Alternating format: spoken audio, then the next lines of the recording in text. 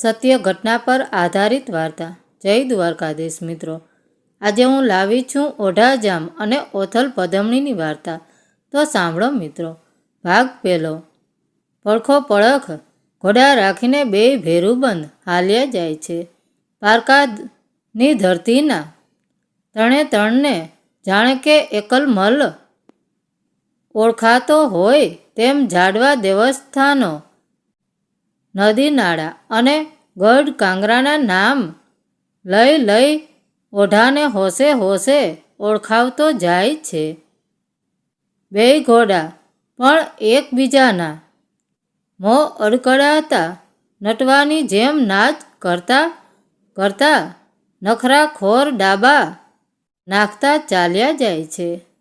બરાબર રાતને ચોથે પહોરે નગર સમયને ગઢે પહોંચ્યા. એ કોટમાં 7-20 સાંઢીઓ પુરાય છે. દેવળના થંભ જેવા પગવાળી રેશમ જેવી સુવાણી રૂવાડીવાળી પવનવેગી અને મનવેગી એવી અસલ થળની 7-20 સાંઢીઓ તો બાંભણિયા બાદશાહના સાચા 1.25 લાખ મોતી જેવી છે. રાતોરાત 50-50 ગાવની મંજલ ખેંચીને એ પંખીણીની જેવી સાંઢીઓ બાંભણિયાને ઘેર લૂંટનો માલ પહોંચાડે છે. એનો ચોકીદાર રૂઢિયો રબારી હોય ત્યાં લગી ઘાણીને ઊંટના તબેલાને ધાણી કહે છે. બારણે ચડાવવાની એ કોઈની મગદૂર રૂઢિયાનો ગોબો જેની ખોપરી ઉપર પડે એના માથામાં કાછલા થઈને ઉડી પડે. પણ આજ ધાણી ઉપર રૂઢિયો નથી. બીજા ચોકીદારોની આંખ મળી ગઈ છે. એકલ મલ બોલ્યો, ભાઈ ઠાકોરો બોલો, કાં તો હું ધાણીનો ઝાપો તોડું અને તમે સાંઢીઓ હાંકીને ભાગો, કાં તો તમે ઝાપો તોડો તો હું સાંઢીઓ લઈ જાઉં. એકલમલ, તમે ઝાપો તોડો, અમે સાંઢીઓ બહાર કાઢીશું. રાજપૂતોએ એકબીજાની સામે આંખોના મિચકારા કરીને જવાબ દીધો. એકલમલ હાલ્યો. ઝાપાની નીચે જગ્યા હતી. હેઠળ બેસીને એકલમલે પોતાની પીઠ ભરાવી. ધીરે ધીરે જોર કર્યું. ઝાડના થડનો તોતિંગ ઝાપો ધરતીમાંથી ઉચકાવી નાખીને આધે ફગાવી દીધો. રાજપૂતો દોડ્યા સાંઢીઓ કાઢવા, પણ સાંઢીઓ નીકળતી નથી. ગલોફા ફૂલાવીને ગાગરતી સાંઢીઓ આડી અવળી દોડે છે. રાજપૂતોના માથે બટકા ભરવા ડાચા ફાડે છે. અકલમલ ઊભો ઊભો રાજપૂતોનું પાણી માપે છે. ત્યાં ચોકીદાર જાગ્યા. હાકલા પડકારા ગાંજી ઉઠ્યા. બાંભણિયાના ગઢમાં બૂમ પડી કે ચોર, સાંઢીઓના ચોર. નગારાને માથે ધોસા પડ્યા અને રાજપૂતોએ કાયર થઈને કરગરવા માંડ્યું. એકલમલભાઈ, હવે અમારી આબરૂ તારા હાથમાં. બસ દરબારો સુરા તન વાપરી લીધું. સાંઢીઓ લેવા આવતા પહેલા ઇલમ તો જાણવો તો, એમ કહીને એકલમલે માથામાંથી તીર તાણ્યું. એક સાંઢિયાના ડેબામાં પરોવી દીધું. લોહીની ધાર થઈ. તેમાં પોતાની પછેડી લઈને ભીંજાવી. ભાલા ઉપર લોહિયાળી પછેડી ચડાવી. એક સાંઢિયાને સંઘાડી અને પછેડી ફરફરાવતો પોતે બહાર ભાગ્યો. લોહીને ગંધે ગંધે 7-20 સાંઢિયાએ દોડ દીધી.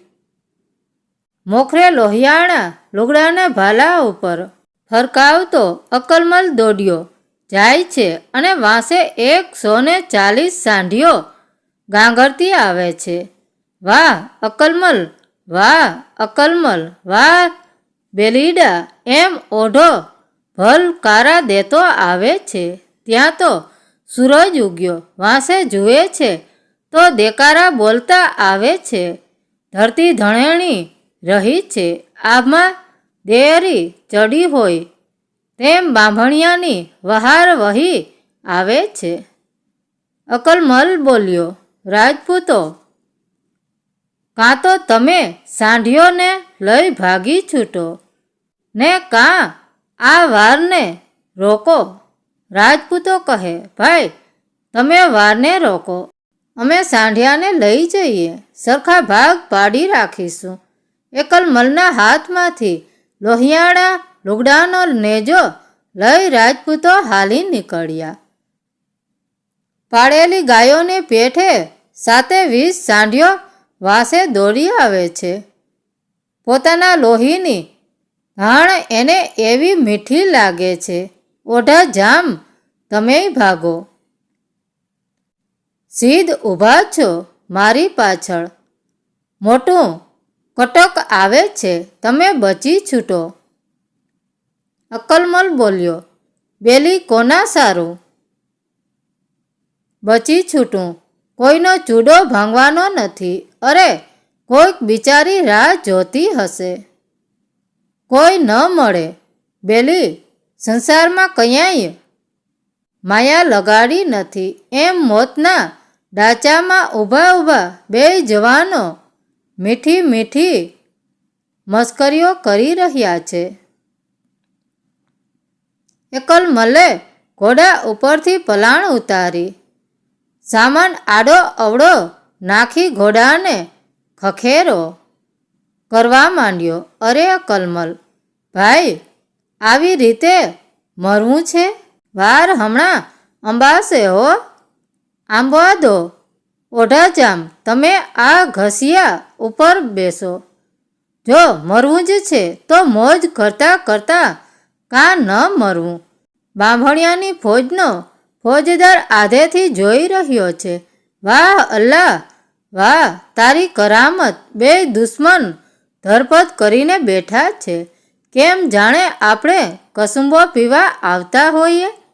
એ બાદશાહ, એકલમલે ઘોડાને ખખેરો કરતા કરતા અવાજ દીધો, પાછો વળી જા. એ લાખોના પાળનાર, પાછો વળી જા. તારી બેગમ ધ્રુસકે ધ્રુસકે રોશે.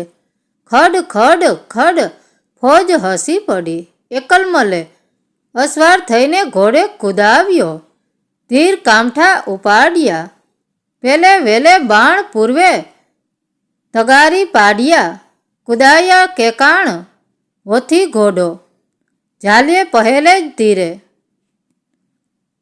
બાદશાહના હકાવાળાને પાડી દીધો, ડંકો ધૂળમાં રોણાયો.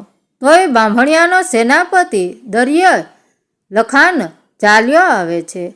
એકલમલે ધનુષ્ય ઉપાડ્યું, તીર ચડાવ્યું, કાન સુધી પણછ ખેંચી પકડાયું. બાદશાહ, તારી થાળીમાં લાખોના કકોડિયા કહેવાય. તને મારું તો પાપી ઠરું, પણ તારું છતર સંભાળજે. અકલમલના ધનુષ્યમાંથી સુસવાટ કરતું તીર છૂટ્યું. બાંભણિયાનું છત્ર ઉપાડી લીધું. બીજે થાયે બાણ પૂર્વે છત્ર પાડ્યો, કુદાયા કેકાણ હોથી હલી નીકળ્યો. છત્ર પાડ્યું, ઘોડો ઠેકાવ્યો અને એકલમલ ચાલી નીકળ્યો. તાજુ ભીમાં ગરક થઈને બાંભણિયો થંભી ગયો. વાહ રાજપૂત, વાહ વાહ એમ બોલીને દરિયલ ખાન સેનાપતિ પૂછે છે, માંડું તો મુલાન, તું કયો રજો? રાજીઓ પૂછે દરિયલ ખાન, રૂપ સોરંગી ઘાટીઓ, એ માનવી તું એવા બહાદુર કોણ? તું પોતે જ ક્યોરનો રાજા ઓઢો ને માંડું મુલાયન ને કયો રજો રાજીઓ? ખુદ સુણ દરિય લખાન, હું ચાકર છેલી બાજરો હે સેનાપતિ. હું તો ઓઢા જામની છેલી પંગતનો લડવૈયો છું. મારાથી તો 7 ગણા જોરાવર જોધા આખે માર્ગે ઊભા છે, માટે પાછા વળી જાઓ. નીકળ, કબ્રસ્તાનનું 20-25 વીઘા વધી પડશે. બાંભણીઓ કે બેલીડા કરીએ તોજી આસ કરોડ બીજા ડોકસું ચંદર ઉગે માસ. બાંભણીએ સાથ દીધો કે હે સુરવીર, તારી એકની જ આશા કરતો ઊભો છું. હાલ્યો આવ, દર મહિને ચાંદ રાતને દિવસે તને 1 કરોડ કોરીનો મુસારો ચૂકવીશ. માફ કરજે બાંભણીયા રાજા, મને દર ગુજર કરજે. કરોડ ન લીજે કિનજાન કીજે કિનજી, આસ ઓઢો અસાજો રાજ્યો. આવું ઓઢે જો દાસ, કોઈની કરોડ કોરી લૂંટીશ નહીં. મારી આશા મેલી દેજે, હું ઓઢાનો દાસ છું. યા અલ્લાહ, એમ નિશાસો નાખીને બાંભણીઓ પાછો વળી ગયો. ઓઢો અબોલ બનીને ઊભો રહ્યો છે. ઓઢાને વાચા જડતી નથી. એક જ ઘડીની ઓળખાણ થતાં જ મારે માથેથી ઓળઘોળ થઈ જનારો આ એકલમલ આગલે ભવે મારે શું થાતો હશે? કેટલા જન્મનું માગણું ચૂકવવા આ માનવી આવ્યો હશે? ઓઢાજામ એકલમલે સાદ કર્યો, કોનું ધ્યાન ધરી રહ્યો છો? કહેતા હતા ને કોઈની સાથે માયા લગાડી નથી. બેલી બેલી બેલી, ઓઢો એટલું જ ઉચ્ચારી શક્યો. જીભના લોચા વળી ગયા. ઘોડે ચડીને 2 અસવારો ચાલી નીકળ્યા. એક તળાવડીની પાળે સાંઢીઓના 2 ભાગ પાડીને રાજપૂતો બેઠા છે. જાંતવંત સાંઢીઓ જુદી તારવી છે અને ખાડિયા બાડિયાનું ટોળું બતાવીને રાજપૂતો બોલ્યા, એકલમલભાઈ, લ્યો આ તમારો ભાગ. ઓઢાજામ એકલમલ મરકીને બોલ્યો, જોયા તમારા રાજપૂત કેવી ખાનદાની બતાવી રહ્યા છે? ધિક્કાર છે. રાજપૂતો જનેતાઓ લાજે છે. એમ કહીને ઓઢાએ 2 ટોળાની વચ્ચોવચ ઘોડો નાખ્યો. સારી અને નરસિંહના સરખા ભાગ પાડી નાખ્યા. લ્યો ભાઈ, તમારો ભાગ ઉપાડી લ્યો. એકલમલ, ઓઢાજામ, મને મારો ભાગ પહોંચી ગયો છે. મારી સાંઢીઓ હું તમને ભેટ કરું છું. મારે સાંઢીઓને શું કરવી છે? મારા બાપુના જીવની સગતિ સારું જ મેં તો આ મહેનત કરી અને હવે ઓઢાજામ, રામ રામ, અહીંથી જ હવે નોખા પડશું. નહીં વિચારું. ઝાડની ડાળીઓ ઝાલીને 2 જવાન ઊભા રહ્યા. સામ સામા ઊભા રહ્યા. હૈયે ભર્યું છે એટલું હોઠે આવતું નથી. આંખમાં ઝળહળિયા આણીને ઓઢો બોલ્યો, બેલીડા, વિસરી તો નહીં જાઓ ને? ઓઢાજામ, હવે તો કેમ વિસરાશે? જો વિચારું વલહા ઘડી એક જ ઘટમાં તો ખાપણ માય ખાતા. મને મરણ સમજાયું નવ મળે. એક પલક પણ જો મારા હૈયામાંથી હું મારા વાલાને વિચારું તો એ ઈશ્વર મને મરણ ટાણે 7 રોય મળશોમાં અંતરિયાળ મારું મોત થાજો. મારું મળદું ઢાંકવા ખાપણ પણ મળશો નહીં. ઓઢાજામ, વધુ તો શું કહું? જો વિચારું વલહા રુધિયામાંથી રૂપ તો લાગે ઓતરજી. લૂક થર બાબીડી થઈ ફરા. હે વાલીડા, અંતરમાંથી જો તારું રૂપ વિસરી જાઉં તો મને ઉત્તરાદી દિશાના ઊના વાયરા વાજો અને થર પારોક જેવા ઉજળ અને આગ ઝરતા પ્રદેશમાં બાબીડી હોલી પંખીણીનો અવતાર પામીને મારો પ્રાણ આપોકાર કરતો કરતો ભટક્યા કરજો. લ્યો ઓઢાજામ, પરણો તે દી એકલમલભાઈને યાદ કરજો અને કામ પડે તો કનરા ડુંગરના ગાળામાં આવી સાદ કરજો. બાકી તો જીવ્યા મુવ્યાના જુહાર છે. એટલું બોલીને એકલમલે ઘોડો મરકડ્યો. એ આભને ભારતો ભાલો, એ ખંભે પડેલી કમાન, એ તીરનો ભાથો, વંકો અસવાર, વંકો ઘોડો અને અસવારને માથે ચામર, ઢોળતો એ ઘોડાના મૂછનો જુડો, બધુંય ઓઢો જામ ઊભો ઊભો જોઈ રહ્યો. પાછો વળીને એકલમલ નજર નાખતો જાય છે, સલામો કરતો જાય છે. જાય છે. ખેપટમાં અસવારો ઢંકાઈ જાય છે, માત્ર ભાલો જ ઝબૂકે છે. એક ઘોડો ઓઢાનો ઘોડો જંબુમૂર અને એકલમલનો ઘોડો એળચી એકબીજાને દેખ્યા ત્યાં સુધી બેઉ ઘોડા સામ સામી આવળ દેતા ગયા. ઘોડાને જાણે પૂર્વજન્મની પ્રીત બંધાણી હતી. પંખી વિનાના સૂના માળા જેવું હૈયું લઈને ઓઢો પોતાના અસવારોની સાથે ચાલી નીકળ્યો. એને બીજું કાંઈ ભાન નથી. એના અંતરમાં છેલ્લા એ ઉદ્ર ગોરોના ભણકારા બોલે છે. સ્ત્રી પુરુષને કહે એવા દુહા એકલમલે કાં કહ્યા? એની તણ ખાજરતી આંખડીઓ એ ટાણે અમી ભરી કાં દેખાણી? એના સાવજ જેવા સાદમાં કોયલના સૂર કાં ટોક્યા? એણે ઘોડો થંભાવ્યો. ના હે જીવ, એ તો ખોટા ભણકારા ઘોડો હાંક્યો, પણ મન ચગડોળે ચડ્યું. કોઈક ઝાલી રાખે છે, કોઈ જાણે પાછું વાળે છે. ફરી વાર ઘોડો થંભાવ્યો. સાથીઓને કહ્યું, ઓ ભાઈઓ, જાજા ડીજ જુવાર, વિસર દેવ વાઘે લોકે, જીતે અંબી વાર, તીતે ઓઢો છંડિયો. જાઓ જઈને વિસળ દેવ વાઘેલાને મારા જાજા જુહાર દેજો. અને જો પૂછે કે ઓઢો કયાં, તો કહેજો બાંભણિયાની સેના આંબી ગઈ, ત્યાં ધીંગાણું કરતા ઓઢો કામ આવી ગયો.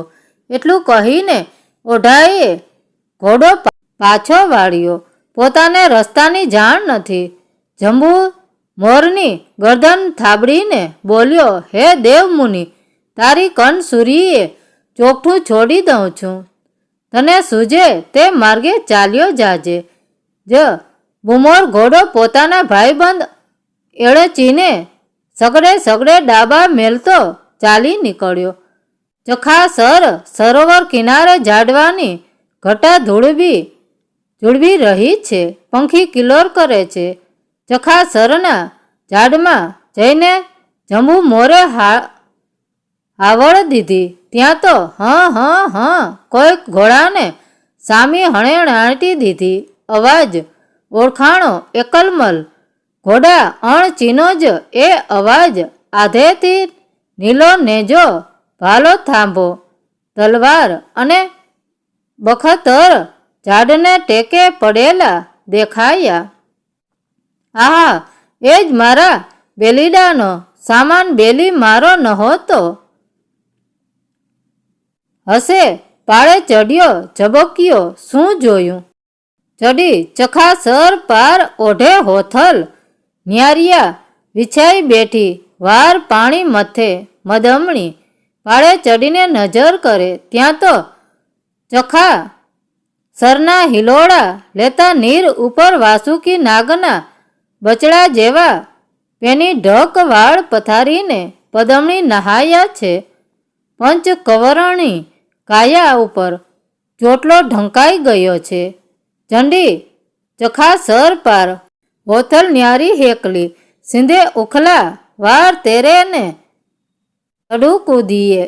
એકલી સ્ત્રી દેવાંગના જેવા રૂપ પાણી ઉપર તરે છે.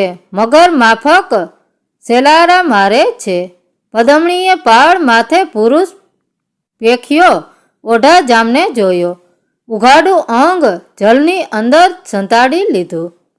ગરદન જેટલું માથું બહાર રાખીને હાથ હલાવીને અવાજ દીધો, ઓઢો ઓથે ઊભ્યો, રેખડિયા જામ નહીં, એકલમલ ઉમરો હોથલ મુજો નામ. એ ઓઢાજામ ઝાડની ઓથી ઊભા રહો, હું તમારો એકલમલ નહીં, હું તો હોથલ, હું નારી, મને મારી એ ઢાંકવા દો. મહાપાતક લાગ્યું હોય તેમ ઓઢો અવળો ફરી ગયો, પાળેથી નીચે ઉતરી ગયો. એનું જમણું અંગ ફરકવા માંડ્યું, અંતર ઉછળીને આભે અડી રહ્યું છે. એના કલેજામાં દીવા થઈ ગયા છે, એની રોમરાઈ ઊભી થઈ ગઈ છે. પદમણી પાણીમાંથી બહાર નીકળી, નવલખા મોતીનો હાર વિખરાયો હોય એવા પાણીના ટીપા માથાના વાળમાંથી નીતરવા માંડ્યા. થડકતે હૈયે એણે લુગડા પહેર્યા. પછી બોલી, ઓઢા રાણા આવો. વાચા વિનાનો ઓઢો હાથ ઝાલીને કોઈ દોરી જતું હોય તેમ ચાલ્યો. અબોલ બંને કનારા ડુંગરામાં પહોંચ્યા, ભોયરામાં દાખલ થયા. પાષાણના બાજોઠ, પાષાણની રજાઈ, પાષાણના ઓશિકા, એવું જાણે કોઈ તપિયાનું ધામ જોયું. શિલા ઉપર ઓઢો બેઠો. પદમણી ઊંડાણમાં ગઈ, થોડી વારે પાછી આવી. કેસર કંકુની આદ કરી શેથામાં હિંગોળો પૂરી, આંખડીમાં કાંજળ આંજી, નેળમાં સીધો કંટારી મલપતા પગલાં ભરતી આવી. પાવાસરની જાને હંસલી આવી. હોથલ આવી એકલમલની કરડાઈ ન મળે, આંબાવાળીના લોખંડી બાહુ ન મળે, ધરતીને ધ્રુજાવનાર ધબકારા ન મળે. લોઢાના બખ્તર હેઠળ શું એકલમલે રૂપના આવડા બધા ભંડાર છુપાવેલા હતા?